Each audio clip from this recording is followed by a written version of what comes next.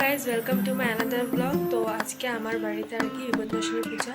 তো সকালবেলা সবাই মানে জলদি ঘুরতে করতে হবে না, কারণ কি তা পূজা আছে, ঘরে সব কামও থাকে। তো ঘরও মুছে নিলাম আমি, তখন শুধু স্নান করে এসে মাসে গুছিয়ে নেবে, তেমন কোনো বড় পূজা না আর কি। মাসে গুছিয়ে নেবে, আমি এসে শুধু মানে পাশে এটা করবো, এতটুকুই মানে। তারপর পূজা শেষ হয়ে যাবে, তারপর সবাইকে প্রসাদ দেওয়া হবে, অতটুকু পূজা। তেমন কোনো পণ্ডিত আসে আর কি, বড় মূর্তি পূজা না। আমার আশেপাশে আজকে অনেক পূজা হবে, ওখানেও যাবো। সব রেডি হয়ে গেছে এখানে। এখন শুধু আমি মানে শুধু বাটাটা সাজানো হয়নি, আর এখানে বাকি মাকেও বসানো হয়ে গেছে, তখন ঘর বসানো হবে। তারপর স্নান করে এসে পড়েছি, এখন পাঁচিলটা করে নেবো, তারপর পূজাটা হয়েছে। তো তোমরা দেখতেই পাচ্ছ যে এখানে সব কিছুই সাজানো হয়ে গেছে। তারপর আমি পাঁচিলি করতে বসে পড়েছি। আর পাঁচিলি করার সময় কী হয় কি, হাতে একটা লাল ফুল আর দুর্বা নিয়ে পাঁচিলি করতে বসতে হয়।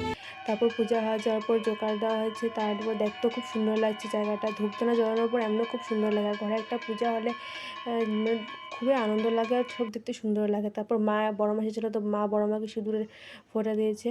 থাকে না একটা নিয়ম, একজন একজনকে সিঁদুর পড়াতে হয়। তারপর বড় মাও আর কি মাকে সিঁদুরের ফোঁটা দিয়েছে। তারপর তার সাথে মানে তাম্বুল, পান তাম্বুল, এলাইচি, বাতাসা, আলতা, সিঁদুর এগুলো দেওয়া হয়েছে বড় মাকে। তারপর কতক্ষণ পর আর কি অনেক মানুষ এসেছিলো, তো ওদের জন্য প্রসাদ দেওয়া, তোদেরকে প্রসাদ দেওয়া হয়েছে। তো ওদেরকে বলেছিলাম যে আমাদের আশেপাশে অনেক পূজা আছে, তো সেখানে এখন আমি যাবো, আমি আমার মামার মা যাবেন আর কি। প্রথমে রেডি হয়েছে। তো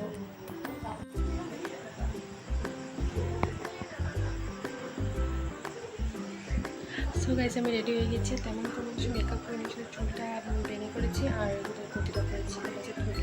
আর কোনো মেকআপ শেকআপ কিছু না, তুমি পুজোতে যাচ্ছি সামনে আর কি, তো তার জন্য আর কি। তারপরে আমি পুজোতে এসে পড়েছিলাম। তো পুজোতে আসার পর বসার পর প্রথমে আমাদের কাঁচা প্রসাদ দেওয়া হয়েছে খাওয়ার জন্য। তারপরে খিচুড়ি দেওয়া হয়েছে, খিচুড়ি খেয়ে আমি তারপর ঘরে এসে পড়েছি, বেশি সময় পড়েনি। তোমাদের ভিডিওটা কেমন লেগেছে কমেন্টে জানিও, আর সাবস্ক্রাইব